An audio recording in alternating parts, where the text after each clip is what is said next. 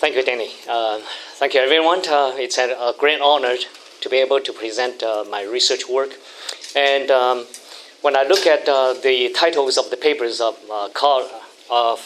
people presenting in these groups, I realize that I really have to do a much better job in devising a more attractive title. This title is basically too academic. And what I should have done is to use the titles by Sunny Huang. Probably we are working on the same problems. We will see. This work is motivated by the New York Times stories on March 8th, 2019, 3 months ago. And the United States Senators Elizabeth Warren announced on March 8th that she wants to break up the tech giants, including Amazon, Facebook, Google, and so on, if she were elected the United States president. And also, in particular, as part of the proposal, Warren said she would use competition laws to keep marketplace operators, i.e. Amazon, from also selling directly to consumers. And as people working in academic areas, we hope to provide analytical insights, see if this is the right thing to do. And you also know that President Trump, the sitting president, is a nemesis of U.S. Senators Warren. Surprisingly, or not so surprisingly, Amazon is the common enemy for people on the left and for people on the right. And this cartoon shows that Amazon always shows up on the daily national security briefing as a major threat to Trump because, as you know, that Amazon owns Washington Post. And this cartoon shows that Trump always do the Twitter attack against Jeff Bezos. Senator Warren wants to break up Amazon, specifically prohibiting Amazon from selling directly to consumers, most likely because Amazon has been known to use all sorts of methods, like this one, to perhaps harm competitions. For example, this housewife tells Echo to order Kleenex, and Echo responded by saying, ordering Amazon Basics facial tissue. And the lady said, no, I said Kleenex. Echo said, Amazon Basic is 50% off the name brand. She said, but I said Kleenex. Here is the weather for Phoenix. Well, that's because when Amazon introduces its own brand products, like Amazon Basics, you will notice that Amazon used the search, the top choices of the search result or the recommended items. Not surprisingly, these are always Amazon's products. And Amazon is also known to wipe out the moms and pop shops. What I like, and my co-authors, of course, would like to find out what happened. And in particular, the independent merchant, the sellers' preferences in terms of competing with Amazon's directly or competing with another independent seller. Before I get to the economic model, I'm an IS guy and business analytic guy, and I have to profess my secret admirations and love for economics. As I said, I want to be an economist, but I'm not. We all know that the online retailing has been growing exponentially. It's projected to surpass $638 billion in 2022. And we identified two growing features in e-commerce platform. The first one is the platform's expansion of role into the online marketplace from the traditional role as a retailer. And the second growing feature is the platform's introductions of own-brand product. So when we look at the platform's expansion of roles from the traditional retailer, where in Sunny Wang's paper it's called the wholesale model. So Sunny Wang's paper is wholesale model versus agency model. In my papers, I call it sell to the platform or sell on the platforms, but they mean the same thing. I'm just trying to provide the differentiations from the economist. Anyway, so in the traditional wholesale model, the manufacturer sells the product to the platforms at the wholesale price, and the platform decides the retail price. However, in the online marketplace, the agency models, which is the growing phenomenon, the manufacturer decides the retail price and pays a fixed proportions of the retail price to the platforms. And we notice growing popularities of the agency models. In other words, the platform's expansion into the role expanding to online marketplace. Once again, using Amazon as an example, over 350 million products are sold on Amazon, which using the agency models, and the sales account for 65% of Amazon's total revenue. And the agency model is, of course, more and more popular, even on Walmart. So Walmart also introduces the Walmart marketplace. So this is the very first popular trend we identified. And the other very popular trend is platforms own-brand products. The traditional online retailers, they launch their own brand products.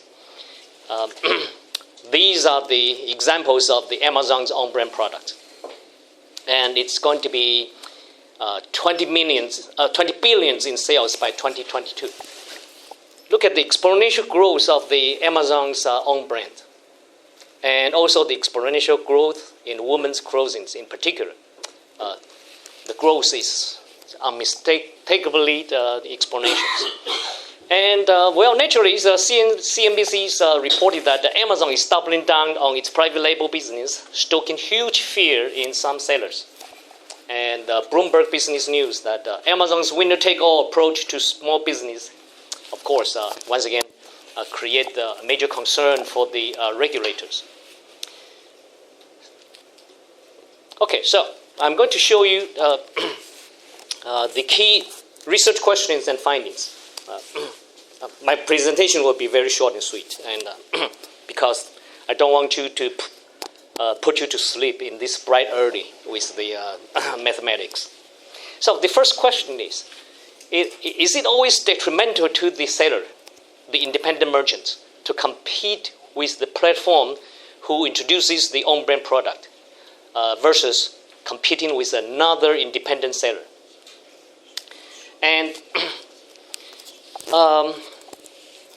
it has been well known in the operations management literature that when the retailer introduces the private labels, it hurts the merchants. And that has been known in the literature all along. However, we find something different, and I would show you very quickly. Now, in terms of the preferences, the platform always has incentive to sell its own brand product, regardless of the models, whether it's wholesale models or agency model. It doesn't matter. The platform always prefers to introduce the own brand product. And you, as the independent merchant, your preference will depend on the pricing models. In the agency models, you as an independent merchant, you always prefers to compete, surprisingly, with the own brand retailer. in the retail models, you prefer to compete with another independent seller. And so this part of the result is new. And this part of result, well, that's known in the traditional operations management literature. And I would provide the intuitions behind the key findings very quickly. The second key research question is, how does the seller's preference toward different pricing models differ with those of different competing opponents? The platform's preference will be based on the market conditions. However, the seller always prefers the agency models. Those are the two key research questions and the two key results. And I will briefly describe the economic model, the game theoretic model.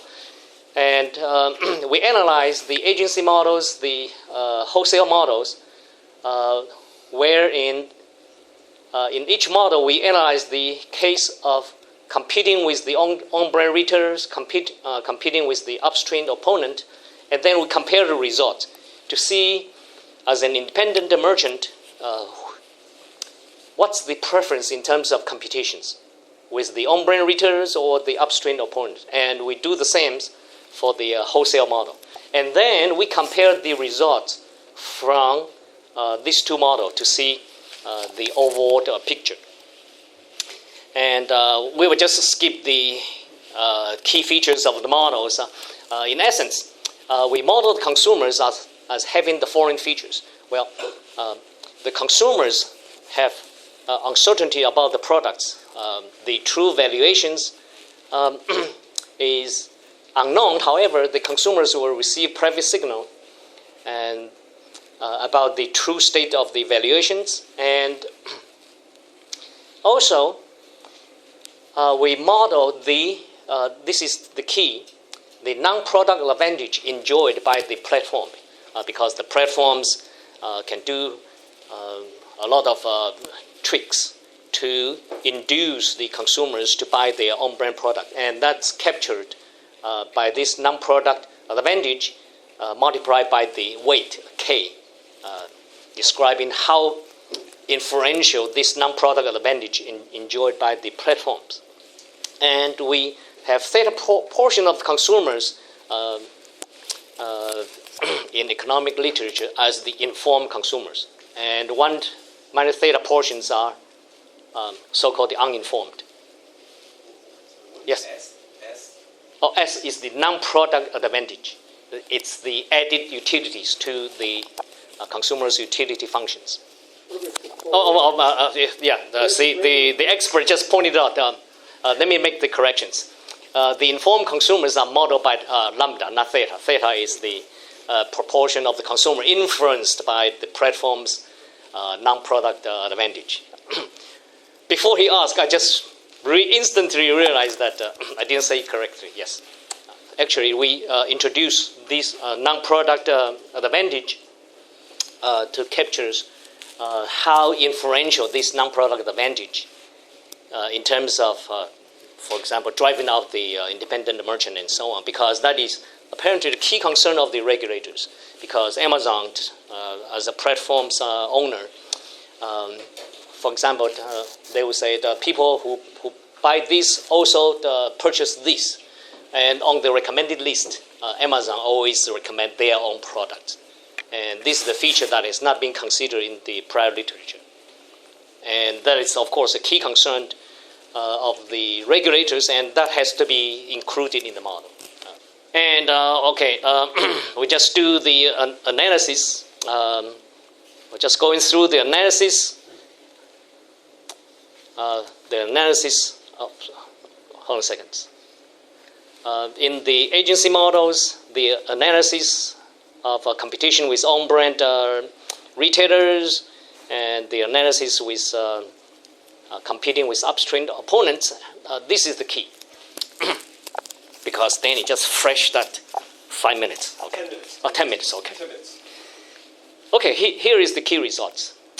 The seller's profit is always higher under the agency models, represented by these mathematical formulas.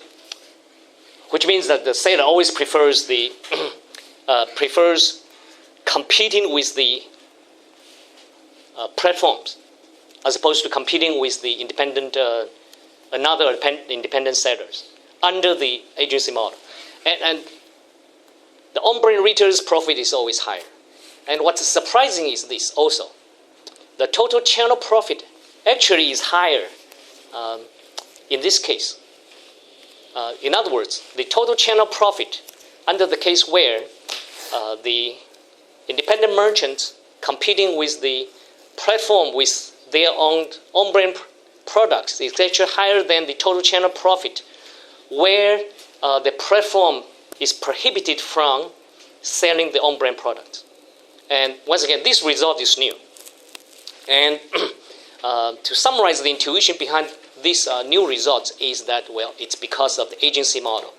What prior literature considers is the traditional retail model. And agency model has its own features. In particular, the most important driving force behind the result is that under the agency model, we as independent merchant has control over the pricing. However, under the retailer models, the platform decides the price on your behalf. And this is the effect of consumers' informedness on changing the competitions. And there are two effects. More informed consumers will result in less competition, of course, between products and a higher profit. And this effect of more informed consumers will render the non-product advantage enjoyed by the platform less salient. So there are two competing effects here. And for the platform, because of these two competing effects, well, the result will depend on the market conditions. But in the traditional retail model, the result is very obvious. More informed consumers actually hurts the platforms. So this is the sell to retailers, i.e. the retailer models, and we do the analysis, and the sign reversed, meaning that seller's profit is always lower and the channel profit is lower. This part of result is known in the literature. And the effect of informedness on changing competition is this. Under the retail models, the negative effect of the more informed consumers toward the platforms is always dominant. And when we compare the agency model results with the retailer model results, we find that the seller always prefers the agency model. The platforms prefers the agency model when the dominance of the retailer, meaning that the non-product advantage, and the competitions are actually mild and the commission rate is relatively high. So these are the key results. And I think time is up. I really appreciate it. Thank you. Excellent. So thank you. Oh, sorry. I was just, you're probably aware of this Apple Amazon case where they both provided platform, and then one used to use agency model, the other used traditional wholesale retail model. I mean, Apple. Yeah, ebook case. Ebook, yes. Yeah. No, so here you're focusing on one platform. Right. This is motivated by Senator Warren's presidential bid, and I do. And also this, I published also a papers on decision sciences analyzing the ebook case for the Apple. And in fact, our results actually supports Apple. Department of Justice actually sued Apple, and Apple is the only company that holding out not to settle. And our results actually show that Apple is right. So, in the proposition, you say that if each commission rate is not too low, and meaning that the commission rate has to be greater than or equal to a threshold value. Yeah. So in your proposition, I mean, do you take the commission rate as an exogenous variable or is it endogenous variable? I mean, it's exogenous. It's not a decision. given the commission rate. But probably it's a the parameter. commission rate will depend on the bargaining power between the platform and the seller. Of course, yes. So you do not. Yeah, but that's not the focus of the study. The question is more about stylized fact, not the real model. So, for products that are like perfect substitute, the independent sellers actually have a larger disadvantage than Amazon Basics, Right. because Amazon would put products that are perfect substitutes. They will put them in the same page, but Right. only showing their own product. Right. So once again, if it's a perfect substitute, then it's a clear-cut case. There's no analysis. We don't have to go through. So if they are perfect substitute, people will buy Amazon's private labels. But the problem is Amazon is actually putting their price higher than some of the independent sellers, but still put it on the front page. So basically, there are independent sellers selling perfect substitute goods at a lower price, but it is not shown on the page. You will only see, when you search for that good, you will see that the Amazon Basics will pop out. And also, Amazon is using that to force the independent sellers to be its own supplier, and asking the independent sellers to sell the product, the product to them, and they will label it as Amazon Basics at a lower price. It is reported in a recent news coverage. So I was wondering, is there any discussions or stuff on that side? Well, thank you for the great idea for another papers. We will certainly work on that.